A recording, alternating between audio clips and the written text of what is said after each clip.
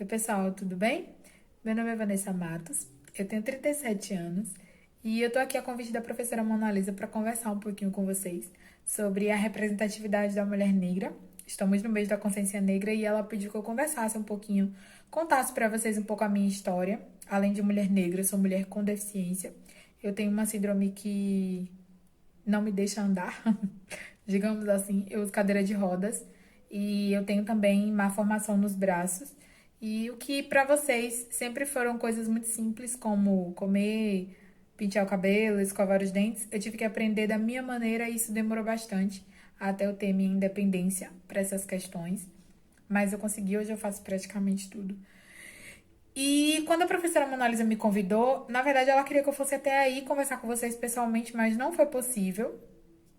Então, quando ela deu a ideia do vídeo também, eu abracei a causa, achei muito pertinente. Ela quer que eu fale pra vocês um pouco da minha história e da minha luta, e eu acredito que eu vou tentar resumir, só que assim, vou deixar muito claro que a minha história se resume em uma palavra: é educação. A educação mudou a minha vida de muitas maneiras, como mulher negra, como mulher com deficiência. Eu tive dificuldades em dobro durante toda a minha vida, todo o meu período escolar, todo o meu período de ensino superior. Eu tive muitas dificuldades.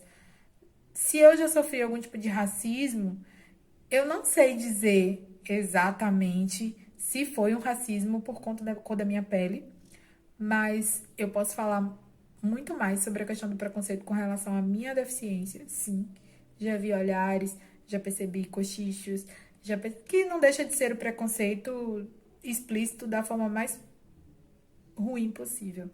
E aí, é, eu sobrevivi a tudo isso porque eu sempre tinha em mente que a educação ia mudar a minha vida. E mudou. Realmente a educação salvou a minha vida de inúmeras maneiras. É, eu terminei a escola em 2007. Toda a minha geração de amigas já estava formada nessa fase, porque durante o meu período escolar eu tive que parar algumas vezes de estudar por conta de problemas de saúde. Eu começava a escola, aí eu parava por algum problema e só voltava no ano seguinte.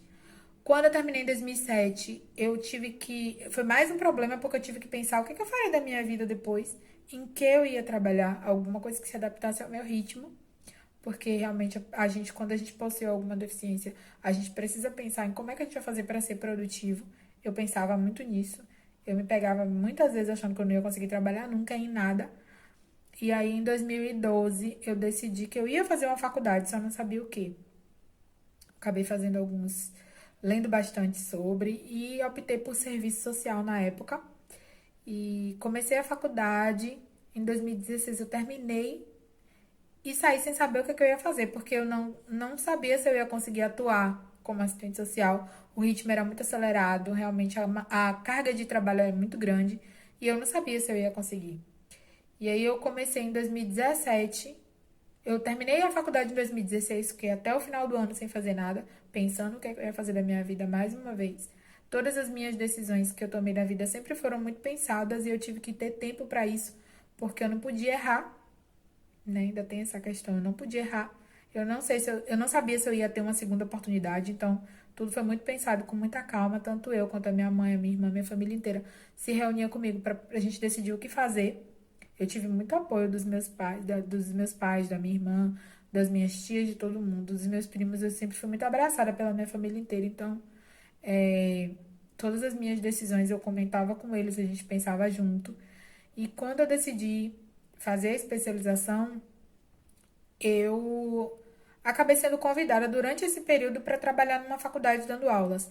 Era uma coisa que eu gostava e que eu tinha intimidade, porque durante o período da faculdade eu dei aulas de reforço escolar em casa, a nossa conhecida banca, e foi isso que me ajudou a pagar a faculdade inteira. Então eu já sabia mais ou menos como transmitir conhecimento. Então, quando meu professor, que agora é meu chefe, me convidou para dar aulas, eu aceitei. E assim que terminou a especialização, eu não podia dar aula antes disso, mas quando terminou a especialização, ele falou: vem. E eu fui. Hoje eu sou professora de ensino superior e também sou voluntária na escola do meu bairro, na escola do estado. Sou voluntária pelo estado, na escola do meu bairro. Eu dou aulas aqui de redação. E A educação realmente salvou a minha vida de inúmeras maneiras. Eu tive muitos problemas, como eu falei, eu pensei muitas vezes em desistir. E a gente sabe que o país não é acessível, eu diria, para mulheres negras e para mulheres com deficiência. Quando a gente é mulher, a gente já sofre. Quando a gente é mulher negra, a gente sofre mais. E quando a gente é mulher negra e com deficiência, parece que o peso do mundo está nas nossas costas. E isso nunca foi empecilho para mim, pelo menos eu nunca deixei que fosse. Apesar dos comentários, dos cochichinhos, das risadinhas, dos olhares de preconceito, eu nunca me deixei abater porque eu sabia que a educação me levaria para lugares onde só eu sabia que podia chegar. Eu não podia deixar que as pessoas duvidassem do potencial que eu sabia que eu tinha. Mas eu precisava também mostrar isso para elas e a educação me levou a mostrar. Hoje eu trabalho, me mantenho sozinha, eu pago as minhas contas sozinha, eu sou independente financeiramente e eu devo tudo isso à educação e ao fato de não ter desistido, de ter acreditado em mim mesma. Se eu fosse me levar pelo preconceito das pessoas, eu teria parado desde o início, porque não que eu considere que o que a minha família tinha era preconceito, mas eles tinham muito medo do que eu iria encontrar, né, no mundo pela frente. Mas eu não desisti, eu optei por continuar tentando, porque eu tinha certeza absoluta de que a educação seria o único caminho. E ela realmente foi. Foi o único caminho. E foi o caminho que me levou a conquistar os meus sonhos. Era o meu sonho terminar a faculdade, eu terminei. Era o meu sonho poder ser independente financeiramente. E hoje eu sou. E eu acho que a educação ela tem o poder de transformar as vidas das pessoas. Num país que não valoriza o negro, a educação é o único meio de se chegar onde a gente quer, sem precisar depender de ninguém, né?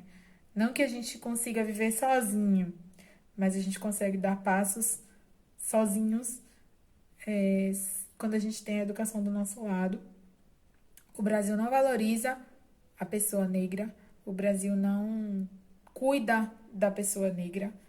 E a gente precisa, parece que a gente precisa provar o tempo todo para as pessoas que a gente pode mais, que a gente também tem direito de estar nos mesmos lugares que elas, que a gente consegue fazer as coisas independente da cor da nossa pele. É muito difícil provar para as pessoas que temos a mesma capacidade que elas, mesmo elas vendo que a cor da pele não influencia em absolutamente nada. Todos eles sabem.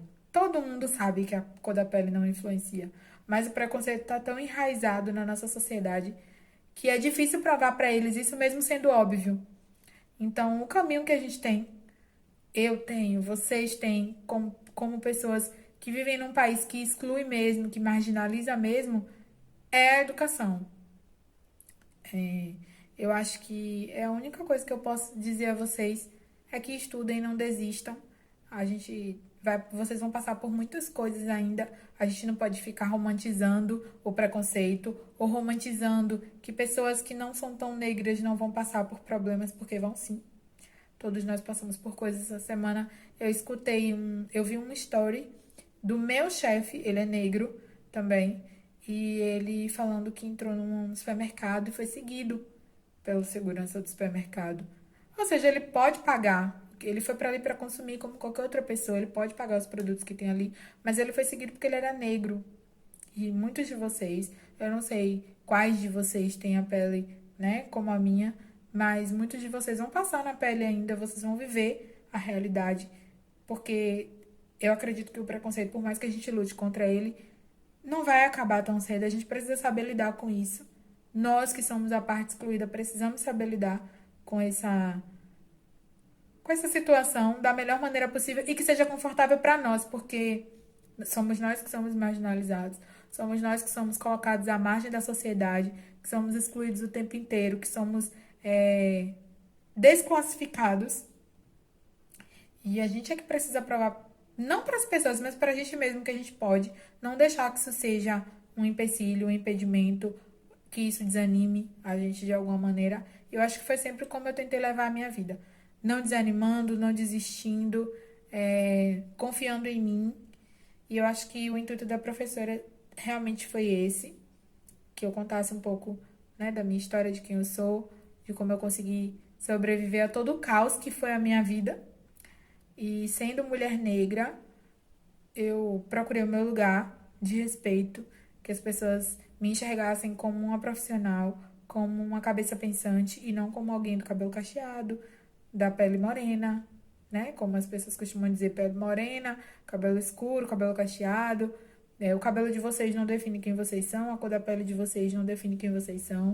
O que define quem vocês são é quem vocês realmente são. O que vocês querem ser da vida de vocês, a cabeça de vocês define quem vocês realmente são.